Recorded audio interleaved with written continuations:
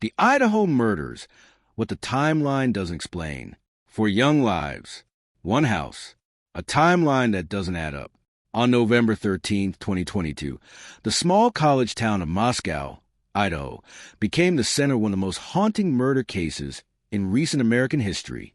Kaylee Goncalves, Madison Mogen, Xana Kernodle, and Ethan Chapin were found dead in their off-campus home on King Road, stabbed while they slept. But here's what keeps investigators, families, and millions of people awake at night. The official timeline has holes. Critical hours remain unexplained. Questions that should have simple answers don't. What really happened in those silent hours? Why did two roommates survive without hearing anything? And most troubling of all, what are we being told? Share your theories in the comments, because this case is far from closed. The night of November 12th started like any other Saturday for these four students. Moscow, Idaho, a town of 25,000 people nestled in the Palouse region, was alive with the energy typical of a college weekend. The University of Idaho campus, with its red brick buildings and tree-lined paths, had sent students out into the crisp autumn night. Temperatures hovered around freezing. The kind of cold that makes your breath visible, that makes you walk just a little faster toward warmth. Kaylee Goncalves and Madison Mogen, best friends since childhood, spent their evening at the Corner Club, a popular downtown bar on Main Street. Security footage shows them arriving around 10 p.m. They were celebrating. Kaylee had just landed her dream job in Austin, Texas, and was set to move after graduation. Madison, her roommate and confidant, was happy for a friend, but sad about the approaching separation. Witnesses later reported seeing them in good spirits, dancing, talking with friends. Nothing seemed unusual. Nothing seemed wrong. Just a few blocks away, Xana Kernodle and her boyfriend Ethan Chapin attended a party at the Sigma Chi fraternity house. Ethan wasn't a resident of the King Road house. He lived in fraternity house, but spent most weekends with Xana. They were inseparable. Friends described them as that couple, the kind that restored your faith in young love. The party was typical. Loud music, college students unwinding before finals week approached. Around 1:30 a.m., Kaylee and Madison left the Corner Club. But here's where the timeline starts to get interesting.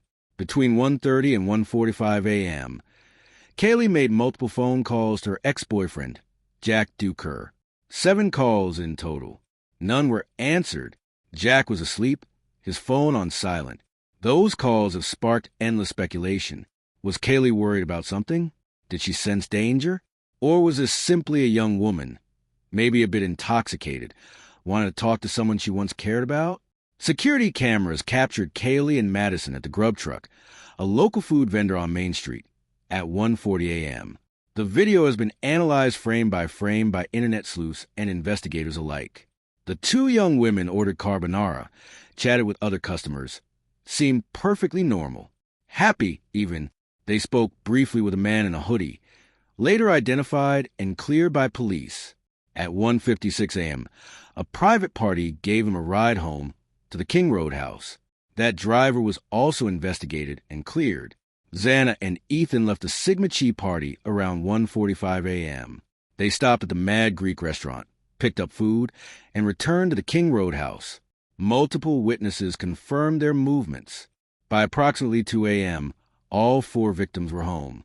The 3-story off-campus rental house on King Road stood quiet in the residential neighborhood. White exterior, typical college rental, unremarkable except for what was about to happen inside. 2 other roommates were also in the house that night. Dylan Mortensen and Bethany Funk occupied bedrooms on the first floor. Both survived. Both would later become key witnesses, though their testimonies have raised as many questions as answers. The house settled into what should have been a normal night's sleep. 6 students under one roof. But only 2 would wake up. What happened between 1:45 a.m. and noon the next day remains one of the most disturbing mysteries of this case. According to the official investigation, the murders occurred in a narrow window between 4 a.m. and 4:25 a.m. But 8 hours passed before anyone called for help. 8 hours. Let that sink in. Dylan Mortensen, one of the surviving roommates, provided testimony that has been scrutinized, debated, and questioned relentlessly. According to the probable cause affidavit released after Brian Koberger's arrest, Dylan heard sounds at night. She heard what she thought was Kaylee playing with her dog. She heard crying. She heard a voice say, "There's someone here." At approximately 4 a.m., she opened her bedroom door to check what was happening. And here's what she claimed she saw: a figure dressed in black clothing, wearing a mask that covered his mouth and nose, bushy eyebrows, athletic build, not very muscular, around 5 feet 10 inches tall. This figure walked past her, toward the back sliding glass door. He didn't see her, or if he did, he didn't acknowledge her. Dylan stood frozen in what she later described as a frozen shock phase. She locked her door and didn't emerge again until nearly 8 hours later. This testimony has generated intense controversy. Why didn't she call 911 immediately? Why didn't she check on her roommates? Why did she wait? Police have stated that Dylan was in shock, that her response was consistent with trauma. Psychologists have explained the freeze response, how fear can paralyze someone beyond rational action.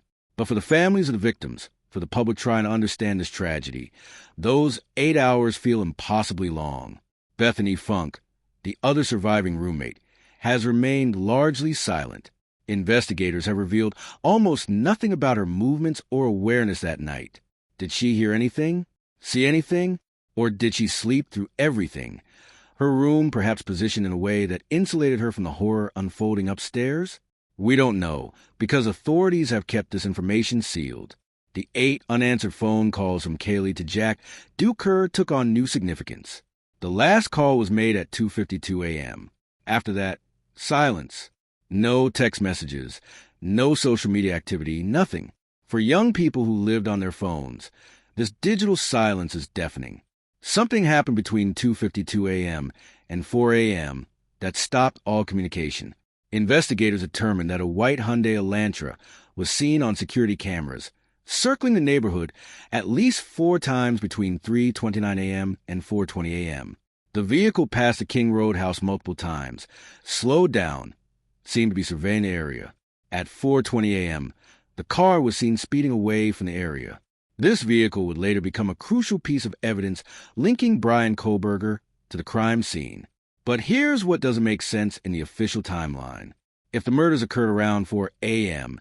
and Dylan saw the masked figure leaving shortly after, what explains the lack of immediate response?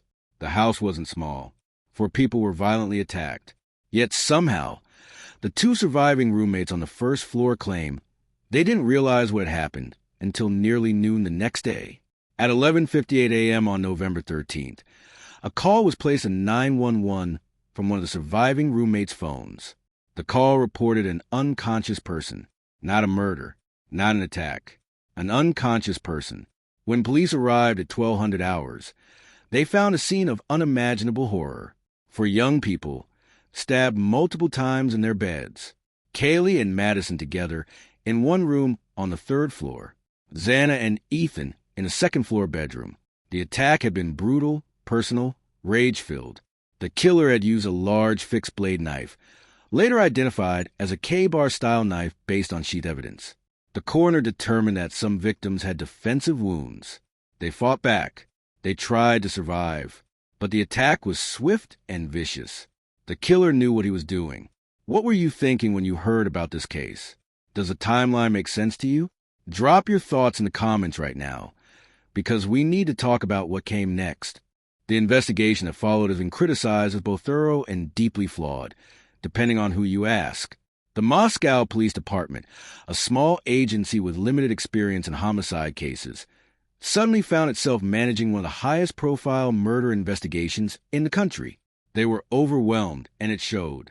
In the first hours after the discovery, the crime scene wasn't properly secured. Students and neighbors gathered outside. News crews arrived. The house on King Road became a macabre tourist attraction before investigators had even finished processing evidence. This lack of initial control would haunt the investigation. Police initially told the public there was no ongoing threat to the community. This statement, made within 24 hours of the murders, baffled everyone. For people who had been brutally murdered in their home, the killer was unknown and at large, yet somehow the community was safe. The statement was later walked back, but the damage to public trust was done. For 6 weeks, There were no arrests, no named suspects, no clear direction.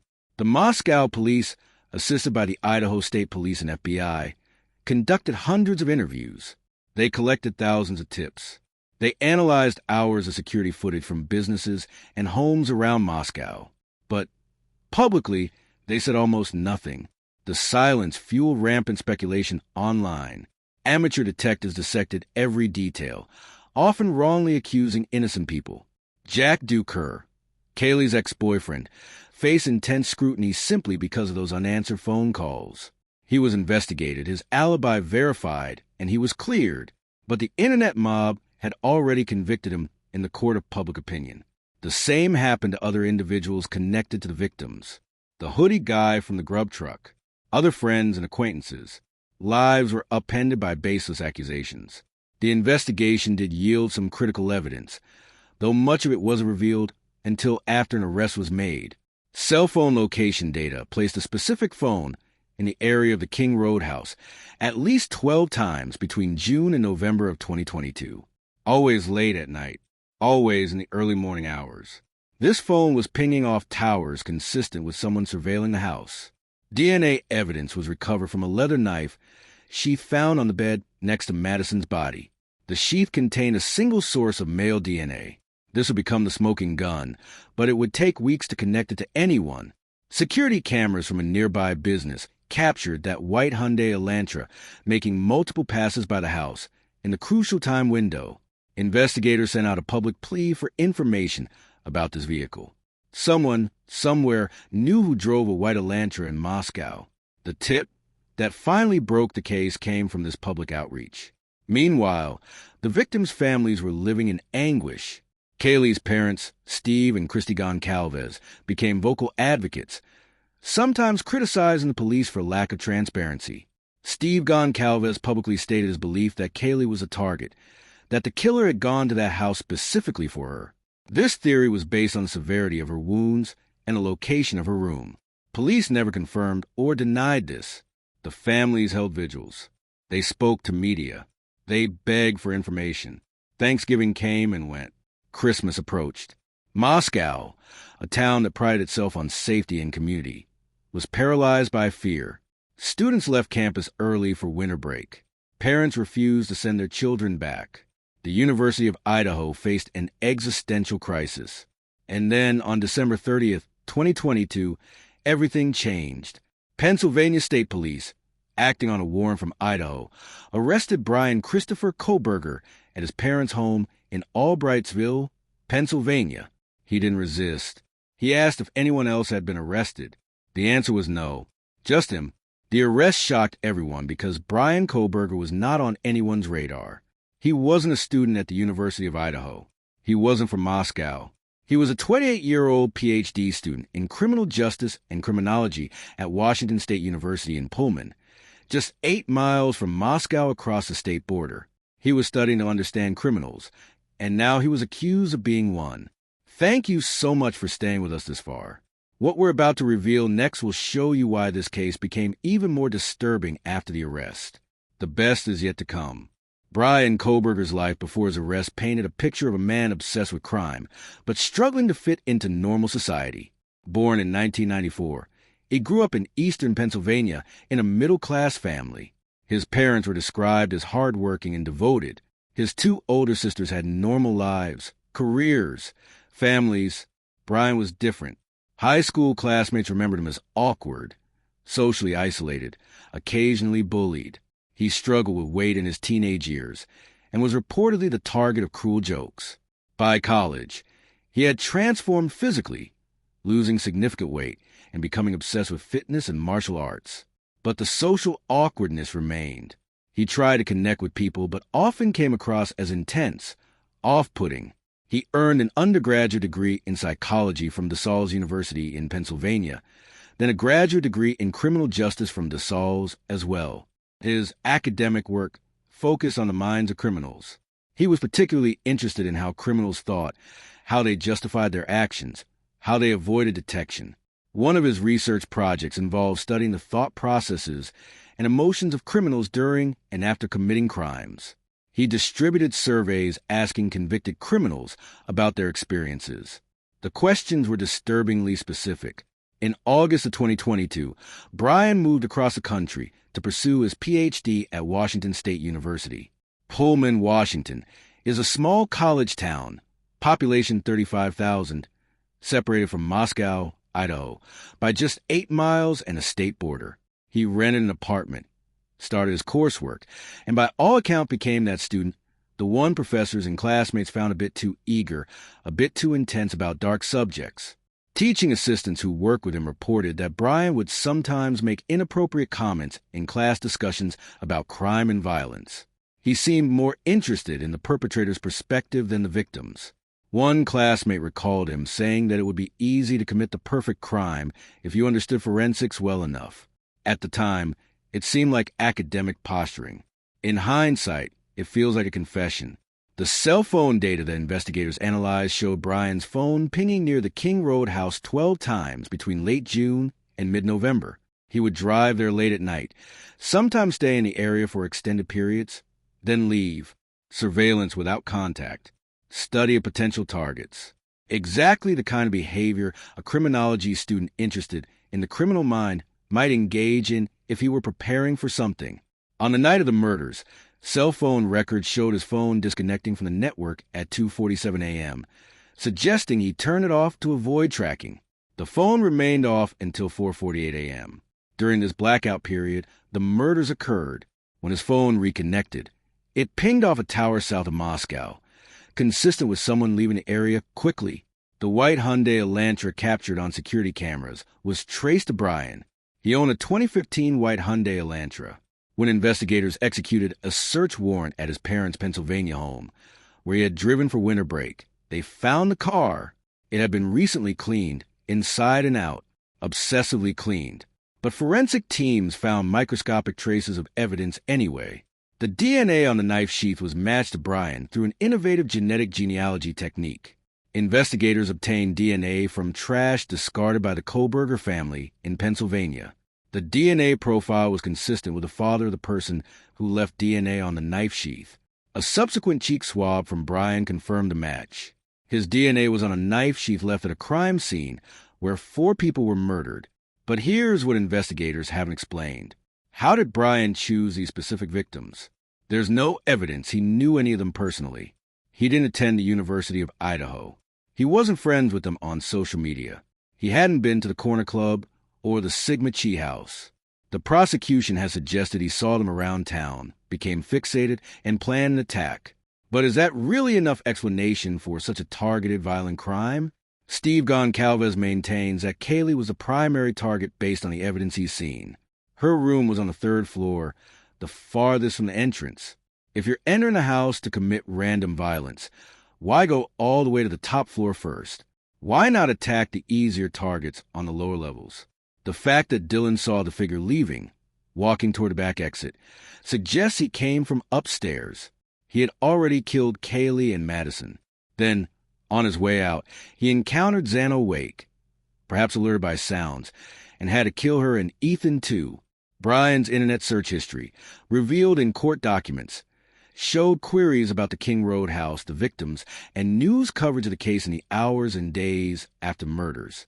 He searched for information about whether he had been caught, whether police had suspects. He was monitoring his own crime like a researcher studying a case study.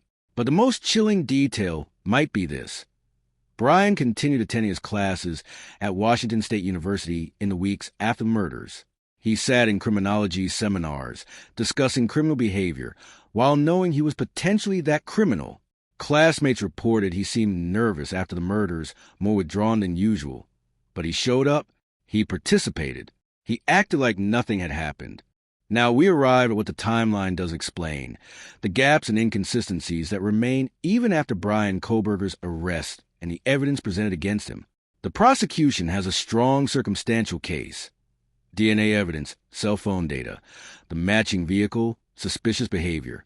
But strong circumstantial evidence is not the same as a complete explanation.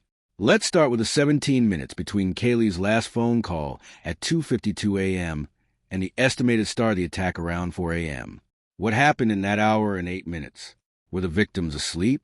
Were they still awake, scrolling phones, talking? Did someone hear something outside that made them nervous? We know Kaylee had made 7 calls to her ex-boyfriend. Was she worried about something specific? Or was this unrelated to the attack?